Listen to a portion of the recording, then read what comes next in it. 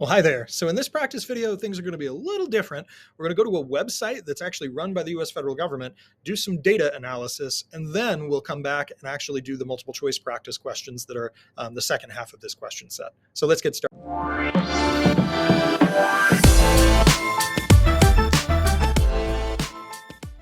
Okay, so this is a little bit of a different one here because we're going to be actually using a website, this fiscal data website from the Treasury Department to actually talk about a little bit about what the national debts of the United States are. Then we're going to switch over and do that multiple choice. So navigate your way to fiscaldata.treasury.gov. You don't have to type in all this other stuff. And just one thing to note is that all this information is reported for something called the fiscal year. And a fiscal year is a year that doesn't align with the calendar year. It basically allows businesses and governments to do their important year-end activities, not when all the important holidays are, because nobody wants to be at work right when the holidays are at the end of the year. They just want to go home, right? So usually the fiscal year is set up where it's a time of year where they just go, okay, let's finish all of our paperwork at a different date. So the U.S. government actually operates on the year October 1st to September 30th, and that's what all of this data is. So it's only about half of basically the economic data as of this fiscal year. So keep in mind, as we are doing this, these numbers are only about half of actually what the government will spend in the course of the next year or so. So the first thing we're going to do is kind of when we go to this website is we want to go to America's Finance Guide. So you're going to kind of scroll down to that part. There's a lot of neat stuff on this website that the Treasury Department has here. First thing we want to do is write down today's date. And I am doing this on March 24th, the very first day of this unit. And so it'll be 2025. And how much revenue has the US government collected? Very first screen, it tells me is revenue, $1.89 trillion already. $1.89 trillion. And what are the big sources of it? Well, let's learn more about government revenue. So that's really how I'm going to have you navigate this is you click on kind of each category and it'll tell you what they actually are. So if we kind of scroll down a little bit, it actually gives you this nice little picture here. I really like this one because you can kind of see the bulk of actually where the money is kind of coming from, is coming from individual income taxes and Social Security and Medicare taxes, which are also income taxes, and then corporate income taxes. And so our first category is going to be income taxes. And that's going to be, what do we say here? $959 billion, $959 billion. And that's about 51% of the revenue. Social Security and Medicare taxes, Social Security and Medicare tax, which is on your paycheck as FICA tax, is, what's that? $688 billion, and 36% of the revenue. So that in total is 87% of the revenue of the government comes from income taxes of some form. Now, sometimes an important note is that half of this is paid for by businesses, right? So half of Social Security and Medicare tax is actually paid by the businesses, but ultimately it's really coming out of the compensation for the worker. The third is corporate income taxes, corporate income taxes. And so sometimes you'll hear about corporate tax rates and things like that. They really don't bring in as much money in the U.S. government as, we'll say, we'll round that to 8%, around 8% of the total. So 95% of the money really comes from those three. You've got customs. Those are basically tariffs, right? When people pay tariffs. There's estate taxes are just a vanishingly small part. And excise taxes are taxes on things like gasoline, liquor, and cigarettes. Let's take a look at spending. So we're going to kind of go back up to this overview and click spending. And of course, you can read through more of this stuff, right? This is kind of interesting information, I think. But let's see, how much have we spent so far? $3.04 trillion, which if you do the math means we spent more than we brought in. That's pretty common, actually, as it turns out. So let's see. And by the way, they've spent a lot more, $355 billion more than they did a year before. And so what are things that we actually do spend our money on, right? So what are the types of things we spend money on? And I tried to give you here the kind of general categories here. And here it's Social Security and Medicare. Social Security and income security are added together for our table here because income security is basically Social Security checks for people who are struggling in a variety of different ways, right? Social Security is not just for elderly people; it's also for people who are disabled in a lot of ways. And so income security provides that. And so if we added income security 11 and 21% Social Security, that's 32% of our money actually goes to that. And we'll come back and do the dollars in a second. I'll switch it. We've got Medicare and health expenditures, and Medicaid is a big part of our health expenditures. Also, Obamacare subsidies to folks to buy private healthcare insurance. So we have lots of spending that the government does on basically providing health insurance or healthcare coverage. And that's 28% of the overall amount of dollars spent. So 60% of what the government spends its money on is basically healthcare and providing money to elderly people and disabled people who are struggling. National defense and veterans. Well, national defense is 13%, but paying for the veterans, you got to do that, right? You can't forget about the people who are actually serving in the uniform, right? We often say, oh, the Defense Department spends all this money. It's both and, right? You can't forget, and you got to take care of these people. So we're going to add 6 and 13. We're going to get 19% of our overall spending is on that.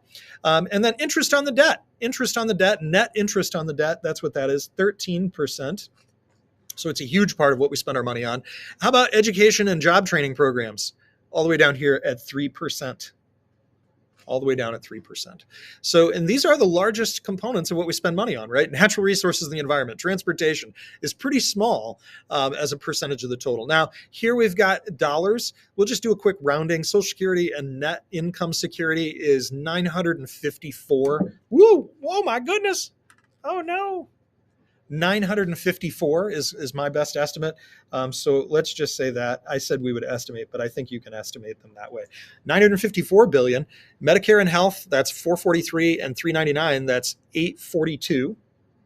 And remember, this is only up to now. This is up to today.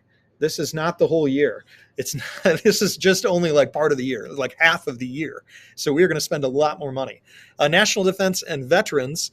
And so what do we got here? National defense, 499 or 399, the same amount as health, and veterans 170. So that makes 569 billion dollars. Interest on the debt, $396 billion. So we already spent $400 billion already in just 5 months on interest on the debt. Your government spends $80 billion a month just paying on the interest on the debt, not actually bringing the amount down, just paying interest on it. That's a lot. Education, job training, we only spend $88 billion on that.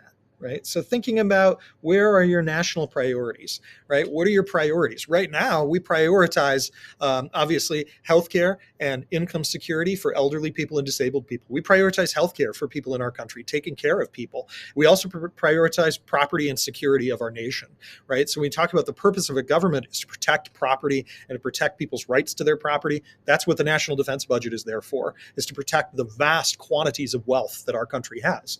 And you think about it, 500 billion sounds like a lot. It is. It'll ultimately be closer to $1 trillion by the end of the year. The U.S. economy generates close to $25 trillion every single year. So you think about it, the price of kind of like an insurance policy. For $1 trillion a year, you have the most powerful military in the world that is designed to protect the richest economy in the world. And ultimately, when you think about it, $1 trillion a year for a $25 trillion a year economy, it's a lot of money, but you're protecting that production, right? You're protecting those national security interests. That's what you're paying for. You don't spend a whole lot, though, on kind of growth policy. And we'll come back in the next topic and talk about how education and job trainings can really affect economic growth policy, as could transportation, which is down here as well. A better transportation budget lowers costs of production, as would educating your workers, increase their productivity. So that's kind of keys to this to kind of keep in mind. Let's finish this bad boy up. We don't want to spend all day just taking a look at these numbers. Let's take a look at the debt. So the debt, what's the current national debt as of today? $36.22 trillion. That's an enormous amount of money. Hard to conceptualize, actually. And you can click here and actually go into more detail about who they owe the money to. There's lots of good stuff in here about where the debt comes from and all that good stuff. How does it work? But the most important kind of thing that I want you to see here, and there's a ton of cool stuff on here, is that we actually compare debt to the size of the GDP. So you have to go down quite a bit to get to that part where it talks about the debt to GDP. So let me do that part, debt, GDP. There we are. This part where it says comparing a country's debt to its GDP. And I think it's probably actually listed here, growing national debt. Excuse me. We actually would say that this ratio of the size of the debt to the GDP, which is really what kind of this is telling us the size of the debt here to the GDP, is actually a better understanding of how well a country could repay it. And so that's actually why we would say it's considered a better measure of their national debt burden, is because it's easier to see how easily a country's government could pay debt. And a way to think about this of like, what does this number actually mean, debt to GDP, is to say, what's the percentage, right, ratio of the size of your debt to the amount of economic output you generate? And if you were a country like Haiti with a really tiny GDP and you have a huge debt, that would be a problem. But if you're a country like the United States with a huge GDP and not a lot of debt, that's not a problem, right? So we kind of think about the size of the country's debt relative to the size of their economy. The United States went through the 100% marker, kind of that 100% of debt to GDP. In other words, the debt and the GDP were the same size. We blew through that around 2010. Right around 2009. And then it flattened out at about 105, 110% for a few years. And then you can see here with COVID, it spiked up to about 125%, and it's been about flat since then. We've gone through different periods in American history with different debt to GDP ratios. Generally speaking, economists would say it's better to think about how your country is doing relative to others that are similar, right? So lots of countries around the world increased their debt in response to COVID. So it's not really a huge difference between the US and other countries. Lots of countries around the world increased their debt loads relative to the 2008 financial crisis, which is what was going on right here.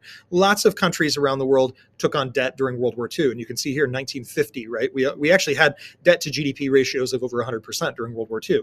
So during crisis, you expect the debt to GDP ratio to rise. And during good times, though, you want it to go down. And we haven't really seen that sustained decrease in debt to GDP ratios really since the 1950s and 1960s. We've seen increases and then flattening out. And you can really see that since the 1990s or so, you had a brief period here where you had some decreases, but not much really since then. Debt to GDP ratio for 2024 ends up being 123%. 123%, which is probably a little higher than maybe what a lot of economists would want. My birth year is 1986, so that's 49%. How many of you are going to write down my birth year for that? My mom's birth year, 1952, was 73%. And I can tell you that in 1933, when my grandparents were born, it was actually right around 35%. It was quite low before the Depression, before World War II and the Great Depression. So if your parents and grandparents aren't on here, I'm not really terribly worried about that part. I know this draft only goes back to about here 1948, but I think that it's still an interesting kind of series of questions. Now we're going to switch gears and take a look at some of these multiple choice questions. Okay, so the multiple choice questions for this extra practice are a little bit more AP focused. So I understand if you're just joining us for just that part. Which of the following statements about national debt is true? So this is a big, long list of things.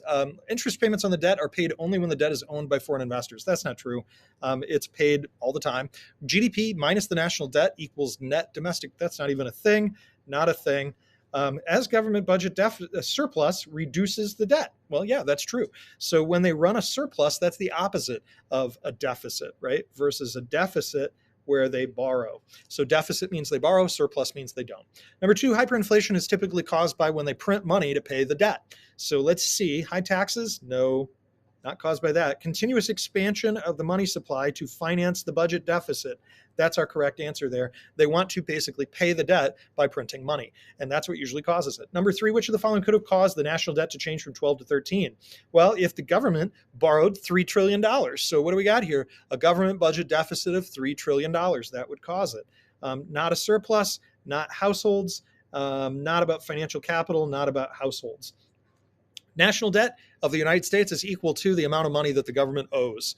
And so let's say the amount of money owed by the federal government to everybody, owed by state, the amount of money owed to holders of the U.S. government's bonds. So that's the correct answer down here.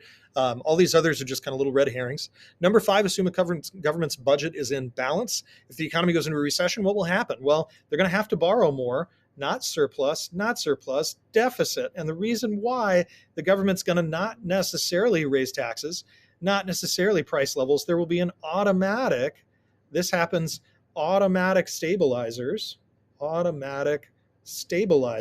kick in, and people aren't going to pay as much in taxes. And because they're not going to receive, right? That word means revenue.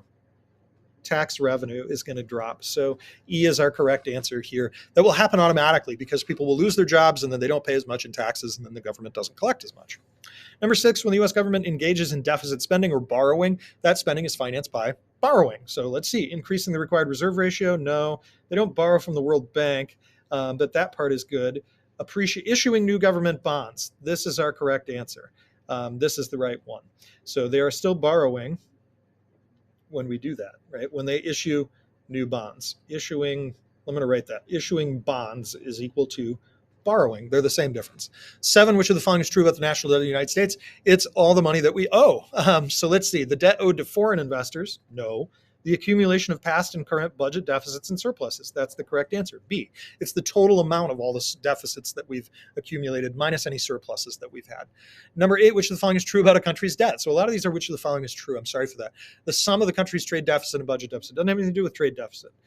Increases when GDP increases doesn't have anything to do with that. Increases when the government has a budget deficit. C is the correct answer here. Number 9, which of the following effects may result from an expansionary fiscal policy? What's expansionary mean? More government spending, lower taxes. So that would mean they borrow money. An increase in government savings? Not a chance. Increase in exports? Whoa, get back here. Increase in exports? No. Decrease in aggregate demand? No. Decrease in nominal interest rate? No. Decrease in funds available for private business investment. That's what we call crowding out. And that can happen as a result of the deficit increasing. So we'd say the deficit increased, and that would cause crowding out. And that deficit rising would happen because of the expansionary policy. Number 10, which of the following describes the effect of an increase in government's budget deficit on the real interest rate in private investment? So it's the same question. We would say that in our loanable funds market, so sometimes it can be easier to have a little graph here for you, supply and demand. That's the demand for loanable funds. That's the supply. The demand rises. And as a result of that rising, the interest rate will go up and capital I investment spending would fall. So we are looking for A, the very first one. Interest rate rises, private investment falls. And again, that's really just crowding out. So hopefully this helped you understand a little bit more about national debts. And I hope you enjoyed looking a little bit more at some data from the US government. I'll see you next time.